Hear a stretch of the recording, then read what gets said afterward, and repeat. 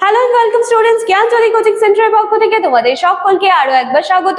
আলোচনা করব আজকে আমরা এক্সাম রিলেটেড আরো একটা ইম্পর্টেন্ট টপিক নিয়ে, যেটা হলো এনসিইআরটি, যেটা কিন্তু আমি বারংবার বলে থাকি যে তোমাদের এক্সামের জন্য কিন্তু এটা যথেষ্ট ইম্পর্টেন্ট। ঠিক আছে, তো এখানে সমস্ত ইনফরমেশন কিন্তু তোমরা দেখতে পাচ্ছ, কর্নারে দুটো কন্ট্যাক্ট নাম্বার দেখতে পাচ্ছ, যে কোনো একটি নাম্বারে কিন্তু তোমরা কল করে নেবে। তোমাদের যাবতীয় যা কোয়ারিজ রয়েছে, ডাউটস রয়েছে, কোর্স ফি কি রয়েছে, কতদিন পর্যন্ত কি অফার ভ্যালিড রয়েছে, সমস্ত কিছু কিন্তু তোমরা এখানে এই দুটি নাম্বারের মধ্যে যে কোনো একটি নাম্বারে কল করবে, তোমাদের সমস্ত ডাউট কিন্তু ক্লিয়ার করে দেওয়া হবে।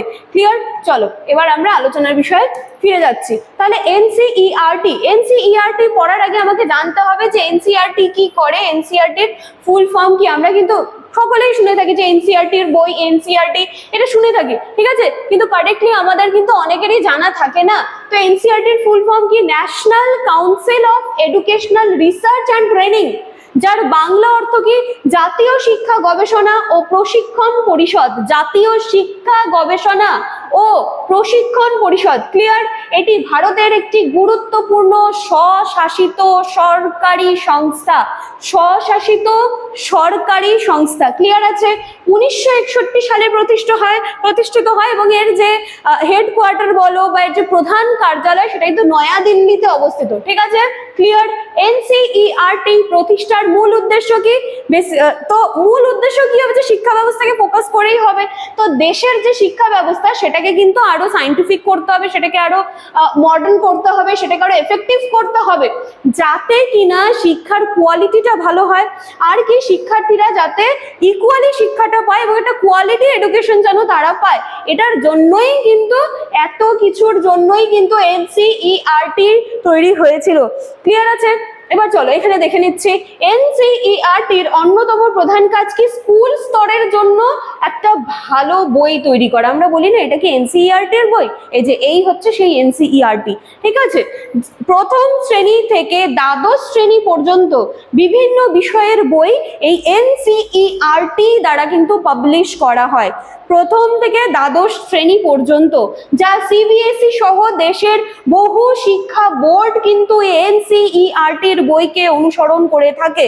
এই বইগুলো কেন এতটা আমরা বলি যে ভালো, বা বইগুলোকে কেন আমরা এত এফেক্টিভ বলি? কারণ এখানে কিন্তু ভাষাটা সহজ থাকে, বুঝতে পারা যায় এবং শিক্ষার্থীরা সহজেই বিষয়গুলোকে কিন্তু আয়ত্ত করে নিতে পারে। শুধু বই প্রকাশই নয়, এনসিইআরটি জাতীয় শিক্ষাক্রম বলা হচ্ছে যে এটি প্রণয়নেও কিন্তু গুরুত্বপূর্ণ ভূমিকা পালন করে, যেটা দেশের শিক্ষা ব্যবস্থার দিক নির্দেশ নির্ধারণ করে, যার জন্যই কিন্তু এই এনসিইআরটি এটা কিন্তু এতটা ইম্পর্টেন্ট। ঠিক আছে, তারপরে দেখো এনসিইআরটি শিক্ষকদের প্রশিক্ষণের ক্ষেত্রেও গুরুত্বপূর্ণ ভূমিকা পালন করে। এমন না যে শুধু মনে করো যে পাঠ্যপুস্তক নিয়ে এটা কাজ করছে বা একটা ভালো শিক্ষা ব্যবস্থা নিয়ে কাজ করছে, সাথে সাথে কিন্তু শিক্ষকদের ট্রেনিং নিয়েও কাজ করছে। শিক্ষকরা যাতে আধুনিক পদ্ধতিতে এবং ভালোভাবে এফেক্টিভলি পড়াতে পারেন, সেই জন্যও কিন্তু বিভিন্ন কি বলবো যে বিভিন্ন ট্রেনিং প্রোগ্রামগুলো যেগুলো রয়েছে, এগুলোও কন্ডাক্ট করছে এনসিইআরটি। ঠিক আছে, এর পাশাপাশি এনসিইআরটি বিভিন্ন গবেষণামূলক পরিচালনা করছে, যার মাধ্যমে কিন্তু শিক্ষার নতুন নতুন পদ্ধতি, নতুন নতুন টেকনিকস গুলো কিন্তু উদ্ভাবন করা হচ্ছে। ঠিক আছে, বর্তমানে এনসিইআরটি শুধু শিক্ষানীতি বাস্তবায়নে সক্রিয়ভাবে কাজ করছে, শিক্ষার গুণগত মান উন্নয়ন, একটা ব্যালেন্স তৈরি রাখা, শিক্ষাকে আরো কি বলবো যে বাস্তবমুখী করে তোলা, সমস্ত দিকের অবদান কিন্তু রয়েছে। এছাড়াও প্রতিযোগিতামূলক পরীক্ষা যেমন রেলওয়ে, এসএসসি, ইউপিএসসি ইত্যাদি প্রস্তুতির জন্য এনসিইআরটির বইগুলো কিন্তু যথেষ্ট হেল্পফুল। ঠিক আছে, তো আমরা কিন্তু দেখতেই পাচ্ছি যে এনসিইআরটি এটা কিন্তু যথেষ্ট হেল্পফুল এবং সমস্ত দিকেই এটা কিন্তু নিজের ভূমিকা খুব সুন্দরভাবে পালন করছে। তো এক্সামের জন্য এনসিইআরটি খুব ভালোভাবে পড়ে যেতে হবে। তো চলো আজকের ক্লাস বা আলোচনার বিষয় আমি এখানেই শেষ করছি। দেখা হচ্ছে আবার নেক্সট দিনের ক্লাসে। Thank you.